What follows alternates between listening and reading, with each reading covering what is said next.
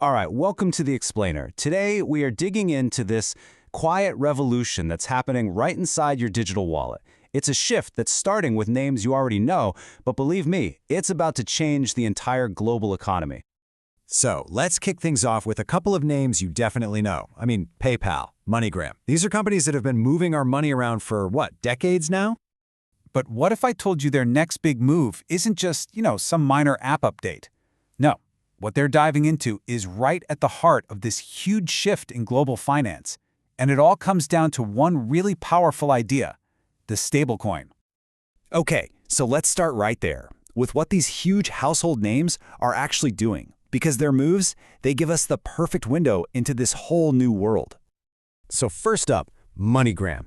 They are totally rebuilding their app to run on USDC, which, if you don't know, is a stablecoin pegged one-for-one to the US dollar. And get this, they're launching it first in Colombia, a major hub for remittances. Why there? Well, this solves a huge problem. Suddenly, users can get and hold on to their money in stable US dollars. This is a game changer for protecting their savings from, crazy local currency swings. I mean, the Colombian peso lost 40% of its value in just 4 years. A stablecoin basically sidesteps that whole disaster. And you gotta listen to how MoneyGram's CEO talks about this. He's not just talking about a cool new feature. He literally says stablecoins are the killer app for crypto, comparing them to the spreadsheet in the early days of PCs. Now think about that for a second. The spreadsheet wasn't just another piece of software. It was the reason people went out and bought a computer. It was the killer app. That's the level of fundamental change we're talking about here. And trust me, they are not alone in this. Look at PayPal's own stablecoin, PYUSD. It's just exploding. We're talking a market cap that's already blown past $1 billion. And it's spreading onto new blockchains like wildfire. But here's the really interesting number: 36%. A new survey shows that more than a third of all corporations that use stablecoins are picking PYUSD. Yeah, it's still small compared to the absolute giants like Tether and Circle, but for corporations, it's becoming the go-to choice, and fast. So, okay, let's zoom out. Let's look at the bigger picture and see how these individual company moves are actually part of a massive global phenomenon. As of today, the market for these digital dollars, it's already huge.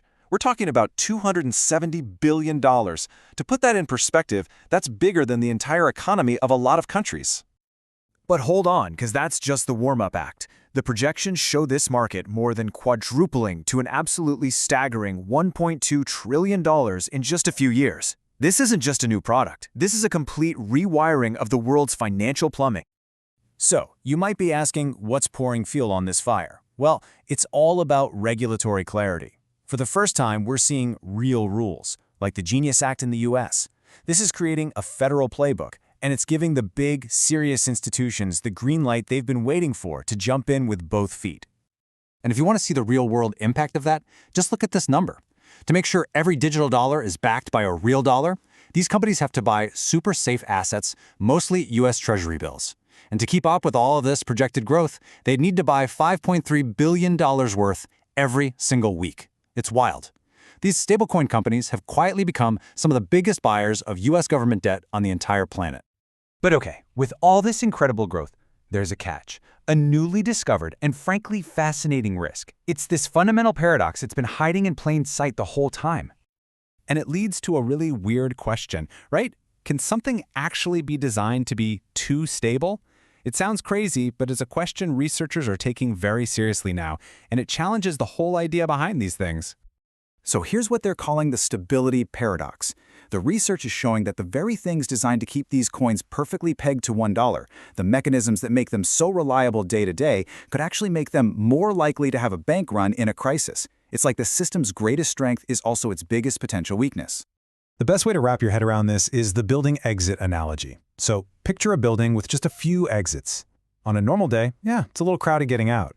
But if there's a fire, that bottleneck actually slows people down and prevents a total stampede. Now picture a building with tons of exits. On a normal day, it's super smooth, easy in, easy out. But what happens when the fire alarm goes off? Everyone can rush for an exit at the exact same time, turning a little bit of panic into a complete system-wide meltdown. That's the paradox. And when you look at the actual numbers from this research, they're pretty staggering. The study estimates that, in any given year, the two biggest stablecoins have a probability of a major bank run that is thousands, literally thousands of times higher than a regular FDIC-insured bank account. It's a risk that's hidden way out in the tail, but it is very, very real. So what you have here is this weird mix of massive opportunity on one hand and this really deep, hidden risk on the other. And that combination is basically just kicked off a fierce global race between countries to see who will define the future of digital money. You see the US setting a new standard with its regulations, and suddenly the rest of the world is scrambling to catch up. The EU is speeding up plans for a digital euro. South Korea is tabling new laws. Even China is now signaling that it might let yuan-backed stablecoins out into the wild. The global race is on, for real. So, where does all this leave us? Well, we are standing right on the edge of a completely new financial era, and it's one that's filled with just incredible promise and some pretty serious peril. The promise part is crystal clear. You've got experts, like former U.S. regulator Brian Brooks, predicting a gold rush, but not a speculative one. This is a gold rush to meet a very real global need for access to U.S. dollars, especially in places where the old-school banking system just doesn't work for people. But then there's the peril. The huge challenge for everyone involved is how you balance this trillion-dollar opportunity against that fundamental paradox we talked about. That hidden weakness in the very design of stability, that, if we're not careful, could bring the whole thing crashing down. And that really leaves us with the ultimate question as we step into this new world of money. The revolution is happening, there's no doubt about that. The only question is, have we built our new financial foundation on solid rock or on shifting sand?